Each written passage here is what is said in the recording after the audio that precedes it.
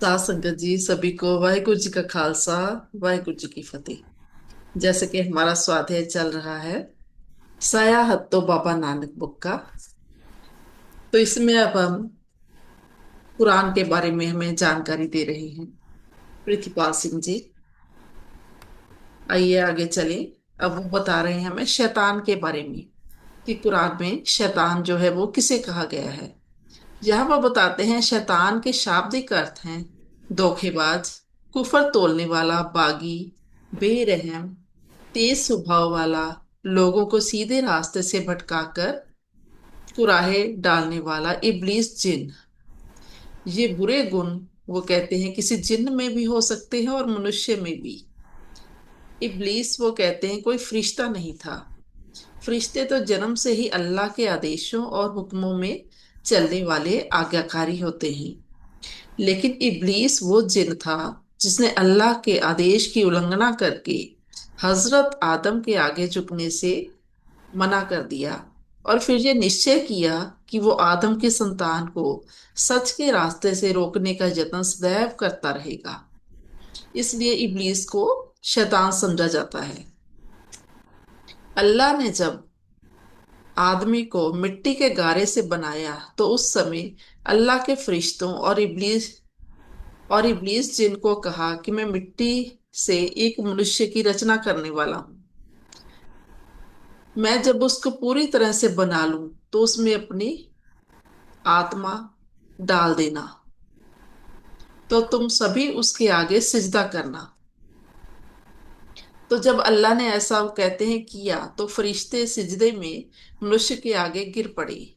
लेकिन इब्लीस जिन अपने शैतानी बुरे गुणों के कारण अपने हंकार में आकर उसने अल्लाह के हुक्म को मानने से इनकार कर दिया।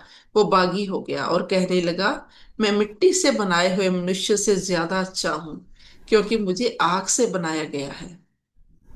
तो अल्लाह ताला को वो कहते हैं इब्लीस की ये बात बिल्कुल अच्छी नहीं लगी। अल्लाह ने इब्लीस को फिटकार लगाई और वहां से निकाल दिया। इब्लीस ने अपनी बेइज्जती महसूस की और जाते हुए कहा कि मैं प्रण करता हूं कि आज से मैं आदम जात में ऐसे शैतानी अवगुण पैदा करूंगा और उनको ऐसे वहमों भरमों में डालूंगा कि हे परमात्मा वो सभी तुमसे बागी हो जाएंगे और तुम्हारे बराबर और इष्टों की पूजा करेंगे और बेरहम धोखेबाज झूठे हो जाएंगे जो हे परमात्मा तुम्हारे दर्शाए सच्चे रास्ते से उलट चलेंगे। इस तरह उस दिन से वो कहते हैं इब्लीस जिनने अपने किए प्रण के अनुसार संसार में अल्लाह के दर्शाए सच्चे रास्ते पर चलने वालों के विरोध में एक वो धड़ा खड़ा कर दिया जिसको शैतान कहा जाता है। शैतान वो लोग हैं जो अल्लाह की होंद और हश्र के दिहाड़े में विश्वास नहीं रखते। इनका काम मनुष्य जाति को गलत रास्ते पर डालना और अश्लील कामों और बातों में फंसाना है। ये शराब जुए और बुरी आदतों के द्वारा समाज में एक दूसरे के विरुद्ध विरोध पैदा करते हैं और अल्लाह के सिमरन और नमाज से रोकते हैं। ये लोगों को वहमों भरमों में डालकर अल्लाह के दर्शाए हुए सीधे रास्ते पर चलने से रोकते हैं।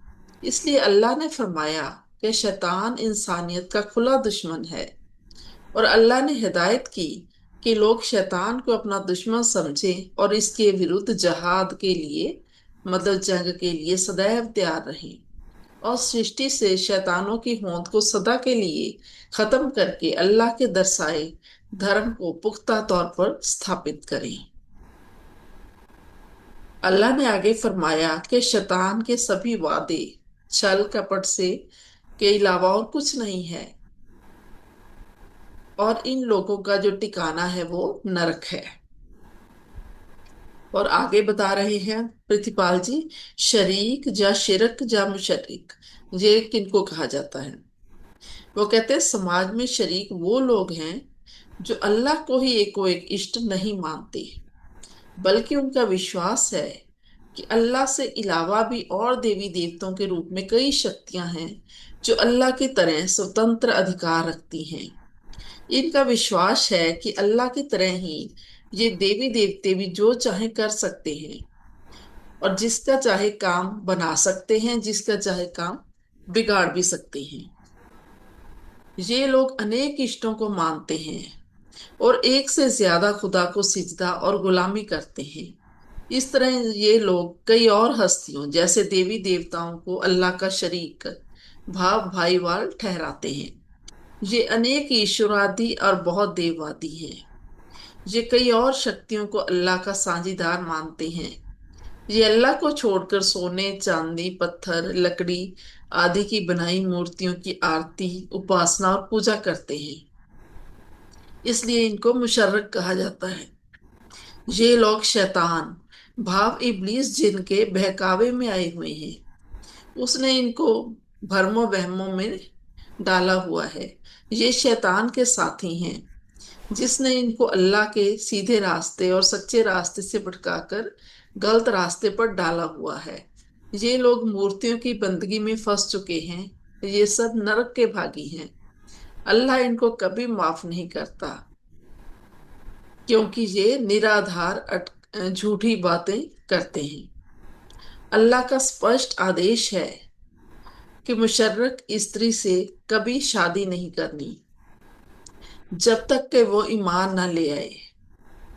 कुरान के अनुसार एक ईमान वाली गोली मतलब नौकरानी शिरक करने वाली शरीफजादी से ज्यादा अच्छी है, बेशक वो कितनी ही अच्छी क्यों ना लगे। इसी तरह मुसलमानों को हदायत है कि वो अपनी स्त्रियों की शादी मुशर्रिक पुरुषों से कभी ना करें जब तक कि वो ईमान ना ले आए।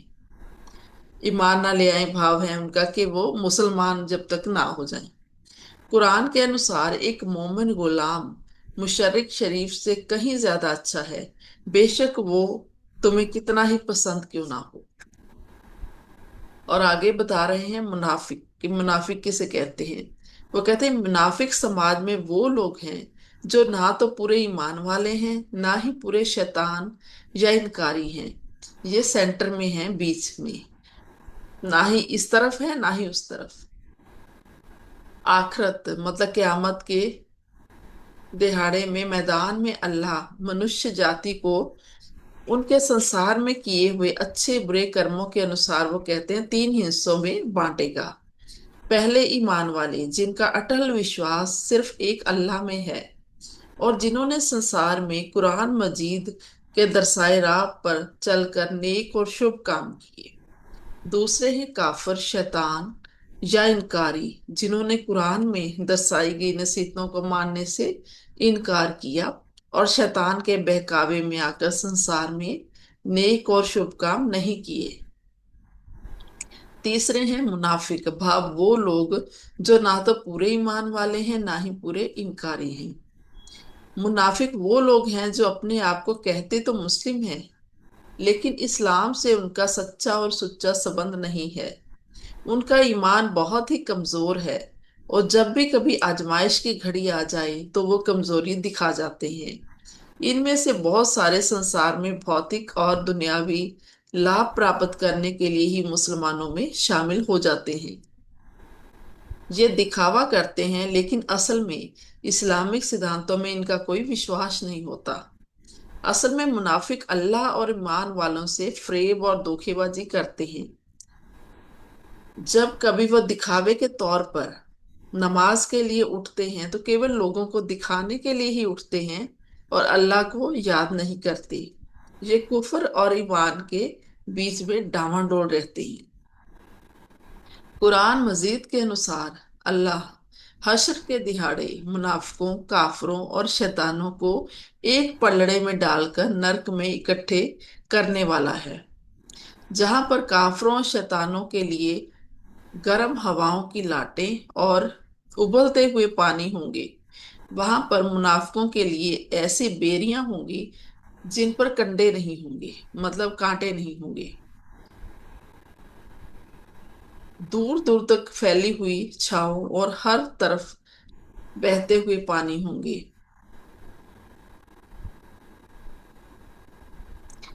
उनकी जो पत्नियां होंगी उनको नए सिरे से फिर से पैदा किया जाएगा और उन्हें कुंवारियां बना दिया जाएगा। और आगे बता रहे हैं धरती की रचना के बारे में कि कुरान मजीद के अनुसार अल्लाह ने 2 दिन में धरती की रचना रचा दी थी। ये सारा कुछ एक बड़ी जोरावर और सर्वोच्च हस्ती की प्रयोजना है। उसने धरती को होंद में लाने के बाद उस पर पहाड़ जमा दिए, विशाल समुद्रों और दरियाओं को स्थापित किया, उसमें अनेक बरकतें डाली और उसके अंदर सभी मांग करने वालों के लिए हर एक जीव की मांग और जरूरत के अनुसार ठीक अंदाजे के अनुसार सामान जुटाया। फिर उस अल्लाह ने आकाश की तरफ ध्यान दिया, जहां पर उस वेले उस सिर्फ धुआं था। अल्लाह ने धरती और आकाश को कहा कि होंद में आ जाओ, बेशक तुसी चाहते हो या नहीं चाहते। तो दोनों ने कहा हम होंद में आ गए, आज्ञाकारी की तरह। तो फिर अल्लाह ने 2 दिनों में 7 आकाश बना दिए और हर आकाश में उसके कानून की प्रकाशना कर दी। संसार के आकाश को अल्लाह ने दियों से सजाया और उसको अच्छी तरह से सुरक्षित कर दिया। ये रात दिन सूर्य और चंद्रमा अल्लाह की निशानियां हैं। हजरत मोहम्मद साहब ने फरमाया, सूर्य और चंद्रमा को माथा नहीं टेकना, बल्कि उस अल्लाह को सजदा करना है जिसने इनको साजा है। इस तरह अल्लाह ने धरती और आकाश को अपने जोर से बनाया। कुरान के अनुसार अल्लाह इस विशाल ब्रह्मांड में लगातार विस्तार कर रहा है और हर पल उसकी सृजन शक्ति के नए नए करिश्मे प्रकट हो रहे हैं। फिर आगे बता रहे हैं मनुष्य की सृजना अल्लाह ने किस तरह से की। तो कहते हैं कुरान मजीद के अनुसार मनुष्य की सृजना अल्लाह ताला के द्वारा सीधे जमीनी पदार्थों से की गई। अल्लाह फरमाते हैं कि हमने मनुष्य को सड़ी गली मिट्टी के सूखे हुए भाव खमीर उठी हुई मिट्टी के गारे से सिरचा। हमने मनुष्य को मिट्टी के सत से साजा, फिर उसको एक सुरक्षित जगह पर टपकी हुई बूंद में तब्दील कर दिया। फिर उस बूंद को बुत का रूप दिया। फिर उस बुत को बोटी बना दिया और फिर बोटी की हड्डियां बनाई। फिर हड्डियों के ऊपर मांस चढ़ाया और फिर उसको एक और सृजना का रूप बना दिया। फिर उस पुरुष और स्त्री की 2 किस्में बनाई। उनके आपसी मेल से मनुष्य और स्त्रियों को एक उछलते पानी से साजा गया, जो कि पीठ और छाती की हड्डियों के बीच में से निकलता है। भाव स्त्री और पुरुष दोनों के वीर्य मनुष्य के उस धड़ में से निकलते हैं जो कि पीठ और छाती के बीच में है। अल्लाह ने ही मनुष्य को सुनने और देखने की शक्तियां दी, उसको दिल दिया, फिर इसकी तकदीर निश्चित की। इस तरह अल्लाह ने मनुष्य के लिए उसका जीवन मार्ग आसान कर दिया। अल्लाह ने मनुष्य को ऐसी ज्ञान इंद्रियां बख्शी और ऐसी शक्तियां और योग्यताएं प्रदान की जिसके कारण मनुष्य दुनिया में उन कामों को करने के योग्य हुआ जो कि मनुष्य के करने योग्य हैं। अल्लाह ने मानव जाति को इतनी सुंदर बनतर जो है वो प्रदान की कि उसके अंदर पैगंबरों जैसी उच्च पदवी प्राप्त होने वाले लोगों ने जन्म लिया। इससे ऊंची पदवी परमात्मा की किसी और सृष्टि को नसीब नहीं हुई। आरंभ में संसार के सभी पुरुष और स्त्रियां असल में वो कहते हैं एक और रास्ते पर चलने वाले थे, लेकिन बाद में ये हालत बाकी ना रही और लोगों के एक दूसरे से मतभेद प्रकट हो गए। इन मतभेदों के प्रकट होने के कारण ये नहीं था कि शुरू में लोगों को सच्चाई का ज्ञान नहीं दिया गया था। ऐसा ज्ञान तो अल्लाह ने शुरू से ही दिया था, लेकिन आपस में मतभेद उनके उनमें स्वार्थी लोगों ने पैदा किए। उन लोगों ने सच्चाई को छोड़कर अलग अलग रास्ते ढूंढ लिए और अलग अलग बहाने बनाकर एक दूसरे के ऊपर ताकि वो जुल्म कर सके। ऐसी स्थितियों में समय समय पर संसार की सभी कौमों में अल्लाह ने नबी और पैगंबर भेजे, जो सीधे रास्ते पर चलने वालों को खुशखबरी का संदेश दें और गलत राह पर चलने वालों को इसके गंभीर और भयानक जो नतीजे हैं उससे जानू करवाएं। अल्लाह ने उनके साथ सच्ची किताब भी उतारी, ताकि जो सच्चाई के बारे में लोगों के बीच में जो मतभेद पैदा हो गए हैं उनको रोका जा सके। तो मैम यहीं पर एंड करते हैं आज के स्वाध्याय का। बाकी हम अगले सेशन में करेंगे। सभी ने मुझे इतनी शांति सब्र से सुना, सभी का बहुत बहुत शुक्रिया। वाहिगुरु जी का खालसा, वाहिगुरु जी की फतेह। बहुत अच्छा बताया उन्होंने कुरान में